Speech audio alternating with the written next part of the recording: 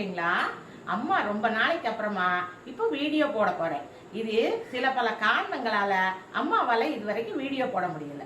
இனிமே கண்டிப்பா நிறைய வீடியோ உங்களுக்கு போடுவேன். நீங்க கண்டிப்பா எங்க வீடியோவை பார்த்து எல்லாரும் ஆதரவு கொடுக்கணும். அம்மா இன்னைக்கு வேர்க்கடலையும் முந்திரியும் வச்சு ஒரு பர்ஃபி செய்ய போறேன். அதுக்கு தேவையான பொருள் எல்லாம் கிச்சன்ல எடுத்து வச்சிருக்கிறேன். எப்படி செய்யறதுன்னு நம்ம இப்ப பார்க்கலாம். இந்த பர்ஃபி செய்யறதுக்கு தேவையான பொருட்கள் என்னென்னு பார்க்கலாம். அரை கிண்ணம் வேர்க்கடலை பருப்பு, வறுத்த வேர்க்கடலை பருப்பை இந்த மாதிரி நல்ல தொலியை நீக்கி எடுத்து வச்சுக்கோங்க. அரை கிண்ணம் முந்திரி பருப்பு எடுத்து வச்சுக்கோங்க. அதே அளவு கிண்ணத்துல ஒரு கிண்ணம் சர்க்கரை எடுத்து வச்சுக்கோங்க. இப்போ அதே கிண்ணத்துல அரை கிண்ணம் எண்ணெய் எடுத்து வச்சிருக்கேன், ஆயில் எடுத்து வச்சிருக்கிறேன். அதே அளவு நெய்யும் அதோட நம்ம சேர்க்க போறோம். இப்போ இதுதான் இதுக்கு தேவையான பொருட்கள். இதை இப்போ எப்படி செய்யறதுன்னு பார்க்கலாம். இப்போ இந்த ஜார்ல இந்த வேர்க்கடலையை நம்ம சேர்த்துக்கலாம். அதோட வேவும் இந்த முந்திரி பருப்பையும் நம்ம சேர்த்துக்கலாம். இது ரெண்டையும் பரபரன்னு அரைச்சி எடுத்துட்டு வந்துடலாம். இப்போ அரைச்சி எடுத்தாச்சு. இங்க பாருங்க, இந்த மாதிரி பரபரன்னு இருக்கணும். இந்த மாதிரி நம்ம அரைச்சி எடுத்துக்கலாம். இப்போ அம்மா அடுப்பு பற்ற வச்சு கடாய் அடுப்பில் வச்சிருக்கிறேன். அதில் இந்த சர்க்கரையை போட்டுக்கலாம். அது கூட ஒரு அரை டம்ளர் தண்ணி சேர்த்துக்கலாம். இது முங்குற அளவுக்கு தண்ணி சேர்த்துக்கங்க. இப்போ இது நல்லா கரையட்டும். இந்த சர்க்கரை பாவு நல்லா கரைஞ்சிட்டு இருக்கு பாருங்க. இப்போ இந்த ஆயில் எடுத்து வச்சிருக்கிறோம்ல, இதோட ஒரு 4 ஸ்பூன் நெய் சேர்த்துக்கலாம். இந்த ஆயிலோட அளவுக்கு நம்ம நெய்யையும் சேர்த்துக்கலாம். அந்த பக்கம் உள்ள அடுப்புல அம்மா கடாய் வச்சிருக்கிறேன். அதுல இந்த ஆயிலையும் நெய்யையும் சூடு பண்ணிக்கலாம். இந்த பாகு நல்லா கரைஞ்சி வந்துருச்சு பாருங்க. இதுல உள்ள சர்க்கரை நல்லா கரைஞ்சி நல்ல ஒரு கம்பி பதம் வர்ற அளவுக்கு நம்ம காய்ச்சிக்கலாம். இப்போ இது ஒரு கம்பி பதம் வந்துருச்சான்னு பார்க்கலாம். பார்த்தீங்களா, இந்த மாதிரி ஒரு கம்பி பதம் வரணும். இப்போ நம்ம இதை போட்டுக்கலாம். வேர்க்கடலை பருப்பையும் முந்திரி பருப்பையும் பொடிச்சு வச்சிருக்கதை இதோடு சேர்ந்துடலாம். நல்லா கலந்து விட்டுக்கிட்டே இருக்கணும். கட்டி வராம நல்லா கலந்து விட்டுட்டு இருக்கணும். இப்போ இதோட இந்த சூடாகிற நெய்யை கோரி ஊற்றிக்கலாம்.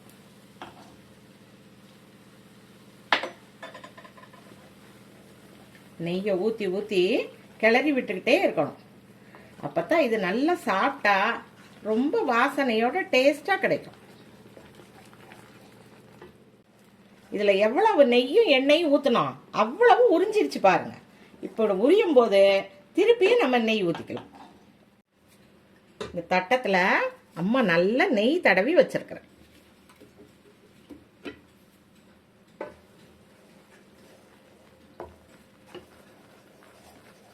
இது எல்லா எண்ணெயும் குடிச்சிச்சு பாருங்க. இன்னும் கொஞ்சம் நம்ம ஊற்றிக்கலாம். சட்டியில ஒட்டாம எவ்வளவு சுருண்டு வருது பாருங்க. இதை நீங்க ஃபுல்லா நெய்யே ஊற்றி கூட நம்ம செய்யலாம். ஏன்னா ஒரு சிலருக்கு ஃபுல்லா நெய் பிடிக்காது. அதனாலதான் அம்மா ஆயில் பாதி நெய் பாதி கலந்துருக்கிறேன். இருக்கிற மீத நெய்யை பூரா ஊற்றிடலாம். இங்க பாருங்க, இந்த மாதிரி முட்டை முட்டையா பொறு பொறுன்னு வரும்போது நம்ம எடுத்து தட்டில் ஊற்றிடலாம்.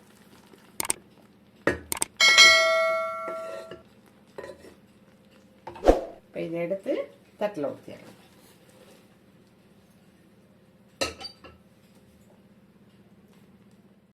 இப்போ இந்த தட்டை இப்படி ஈவனாக தட்டி வச்சிட்டோம்னா நல்லா ஈவன் ஆகிடும்.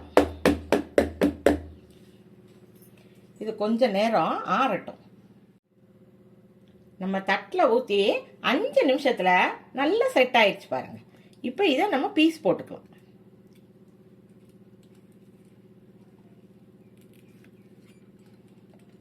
நமக்கு விருப்பமான டிசைன்ல பீஸ் போட்டுக்கலாம்.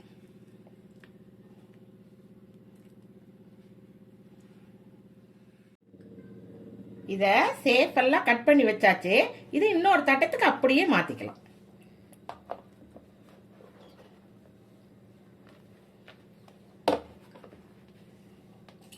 இது மேலே 2 தட்டு தட்டினீங்கன்னா அதுவே வந்துடும். வேர்க்கடலை முந்திரி பர்ஃபியை தட்டத்துல இருந்து இந்த தட்டத்துக்கு மாற்றியாச்சு. பார்த்தீங்களா, பர்ஃபி எவ்வளோ அழகாக வந்திருக்கு பாருங்க. பாருங்க, சாப்பிட்றதுக்கும் அவ்வளோ சாஃப்டாக இருக்கும்.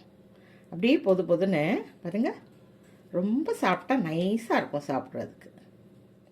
பிள்ளைங்களா, எங்கள் வீடியோ பிடிச்சிருந்ததுன்னா நீங்கள் எல்லாரும் கண்டிப்பாக சப்ஸ்கிரைப் பண்ணுங்கள். உங்களுக்கு அம்மா இன்னும் நிறைய வீடியோ போடுது.